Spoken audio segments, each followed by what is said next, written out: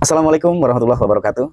GPS Mania, Alhamdulillah kita bisa berjumpa lagi masih di channel kesayangan kita, yaitu Gelar Perkara Syariah.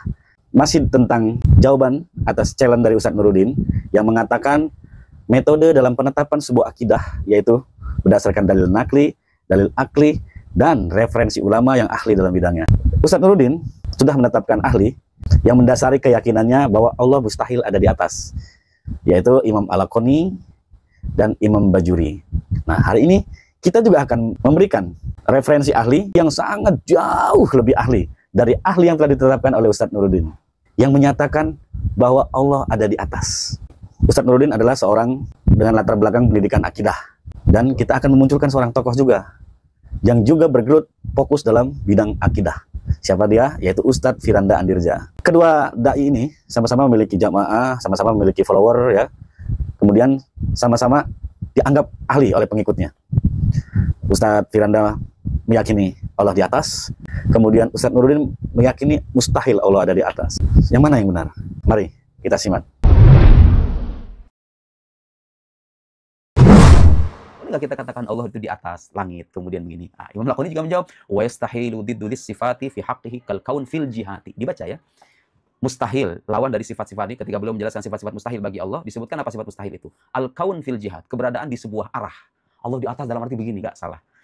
Kenapa? Karena arah itu ada min ausofil ajsam, itu sifat dari jisim, badan. Allah itu kan bukan badan, bukan tubuh. Dia itu beda dengan makhluk.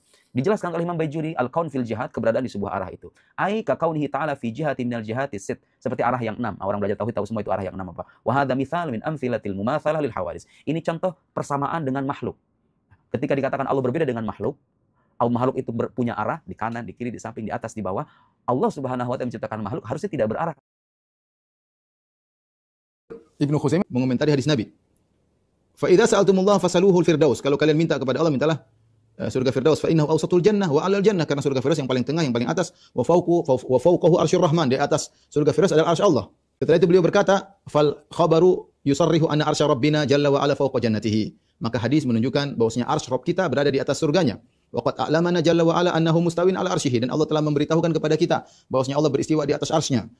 Fa khaliquna 'alin fawqa arsyihi, dan pencipta kita berarti berada di atas arsy-Nya, alladzi huwa fawqa jannatihi, yang arsy-Nya berada di atas surganya. Kemudian beliau berkata, fatilkal akhbaru kulluha dalatun ala annal khaliqal bari fawqa sab'i samawatihi. Ini semua dalil menunjukkan bahwasanya Allah sang pencipta berada di atas langit yang 7. Kedua perbedaan itu sangat jelas, sangat-sangat bertolak belakang. Nah, sekarang mari kita analisa mana yang benar. Dalam budaya keilmuan Islam, kita mengenal dengan istilah ulama salaf. Apa itu ulama salaf? Ulama salaf adalah ulama yang terdahulu. Ulama yang dekat dengan kehidupan Nabi, dengan kehidupan Rasulullah SAW selaku penerima wahyu. Semakin salaf, maka akan semakin dekat dengan kebenaran. Sehingga keilmuannya, insya Allah, akan lebih berpotensi benar dengan ulama mutaakhirin. Nah, sekarang kita cek. Ustadz Firanda menyajikan pendapat ahli, yaitu Imam Ibnu Huzaimah. Siapa Imam Ibnu Huzaimah? Beliau adalah salah satu ulama yang terkenal di kalangan Ahlus Sunnah wal Jamaah, mengarang kitab hadis. Beliau digelari sebagai imamnya para imam. Oleh siapa? Bukan orang sembarangan yang mengatakan itu. Imam An-Nawawi. Beliau hidup di abad ketiga dan wafat di abad keempat awal. Dan sekarang ahlinya versi Ustadz Nuruddin. Imam Al-Laqani itu lahir hidup di abad ke-10. Jadi terpaut 700 tahun ya. Sangat jauh jaraknya. Jadi Imam Huzaimah lebih salaf daripada Imam Al-Laqani. Imam Huzaimah mengatakan Allah di atas, sehingga lebih layak diambil pendapatnya ketimbang Imam Al-Laqani yang menolak keberadaan Allah ada di atas. Ini berdasarkan budaya keilmuan dalam Islam. Anda subjektif sekali, hanya memenangkan pendapat kelompok Anda. Baik, selain Imam Ibnu Huzaimah, ada banyak sekali ulama yang berpendapat bahwa Allah ada di atas. Kalau Ustadz Nuruddin hanya dua ya, Imam Al-Laqani dan Imam Bajuri. Ini ada banyak sekali imam-imam terkenal, ulama-ulama salaf terdahulu yang terkenal, yang menyatakan Allah ada di atas. Jadi bukan sekedar klaim. Siapa saja ulama-ulama Ahlus Sunnah wal Jamaah yang menyatakan Allah ada di atas. Kita simak cuplikannya. Ini semua buku-buku dari abad ketiga sampai abad kelima, ya. Semuanya menjelaskan tentang bahwasanya Allah di langit. Kitab Sunnah karya Ibnu Abi Asim yang wafat pada tahun 287 Hijriah. Kemudian juga Kitab Sunnah Warat al-Jahmiyah karya Abu Abdurrahman Abdullah bin Imam Ahmad bin Hanbal, putranya Ahmad bin Hanbal yang wafat pada 290 Hijriah, yang dia menukil perkataan Imam Ahmad tentang Allah di atas. Kemudian Ibnu Khuzaimah, seorang ulama Syafi'iyah, ya, yang wafat pada tahun 311 Hijriah, juga dalam kitabnya Kitab Tauhid, ya, juga menjelaskan Allah di atas. Kemudian ini ada manzumah kumpulan para ulama ya sampai abad sekitar abad sampai abad ke-8 ya yang menjelaskan tentang akidah Ahlussunnah, di antaranya menukil tentang Allah di atas, di antaranya karya Ibnu Abi Dawud dalam Haiyahnya. Kemudian juga kitab ditulis oleh Abu Bakar Al-Ajurri yang wafat pada 360 Hijriah dalam kitab Syariah. Dia juga membuat bab tentang bahwasanya Allah di atas, kita tidak ada waktu untuk membacanya. Ya. Kemudian Al-Ibanah ya, karya Ibnu Battah Al-Ubkuri ya, yang wafat pada tahun 387 Hijriah, ini juga menjelaskan tentang Allah di atas. Kemudian kitab Ushulus Sunnah ya, karya Ibnu Abi Zamainain yang wafat pada tahun 399 Hijriah yang juga dalam bab sini menjelaskan Allah di atas. Kemudian Al-Lalikai ya, dalam kitabnya Syarah Usul I'tiqad Ahlussunnah wal Jamaah yang wafat pada tahun 418 Hijriah yang juga menukil 418 Hijriah yang juga menukil ulama salaf, di antaranya mereka menukil tentang ijma bahwasanya Allah di atas. Kemudian yang terakhir yang sempat ada di maktabah saya, tentunya buku masih banyak ya, ini sebagian saja. Aqidatus Salaf Ashabil Hadis, ya, akidahnya para salaf ashabul hadis, karya As-Sabuni yang wafat pada tahun 449 Hijriah. Di sini juga menukil ijma bahwasanya Allah berada di atas.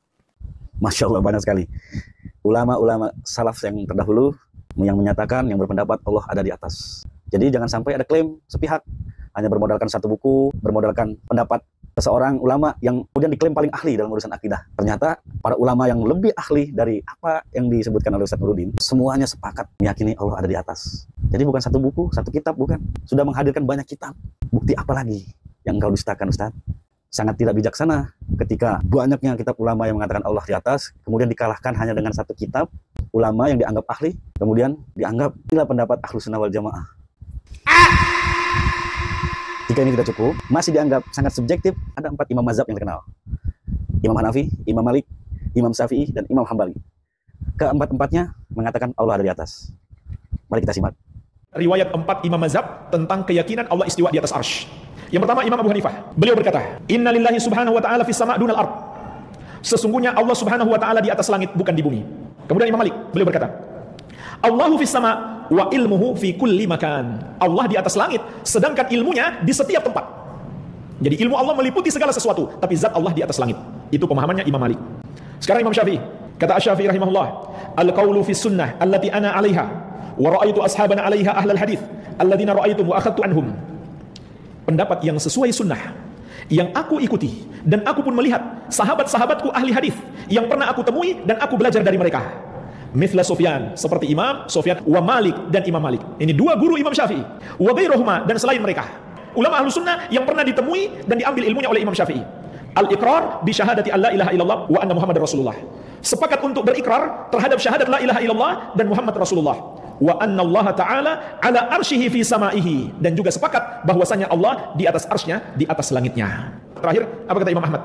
Kata beliau, Allahu azza wa jalla fawqa as-sama'i sabi'ah ala arsyihi ba'inun min khalqihi wa qudratuhu wa ilmuhu fi kulli makan. Allah azza wa jalla di atas langit yang ketujuh, di atas arsy-Nya, terpisah dari makhluknya. Terpisah dari makhluknya. Jadi enggak bersatu dengan arsy, tapi Allah di atas arsy. Sedangkan kekuasaannya dan ilmunya di setiap tempat. Tidak ada satupun yang luput dari ilmu Allah dan kekuasaan Allah azza wa jalla. Jelas, sangat jelas. Keempat imam mazhab kita sepakat. Tidak ada perbedaan bahwa Allah ada di atas. Bagi Anda yang mendeklarasikan diri sebagai pengikutnya Imam Syafi'i, mengapa menolak pendapat Imam Syafi'i yang mengatakan Allah ada di atas? Berbeda kalau Ustaz Nuruddin dan kawan-kawan menganggap Imam Al-Qani dan Imam Bajuri lebih alim daripada Imam Syafi'i. Itu berbeda urusannya. Saya tidak memaksa. Kami hanya menyampaikan seperti apa yang disebutkan oleh Ustaz Nuruddin. Kami hanya menyampaikan. Anda mau terima silahkan, tidak juga tidak apa-apa. Dan silahkan dicek kitab-kitabnya yang disebutkan tadi.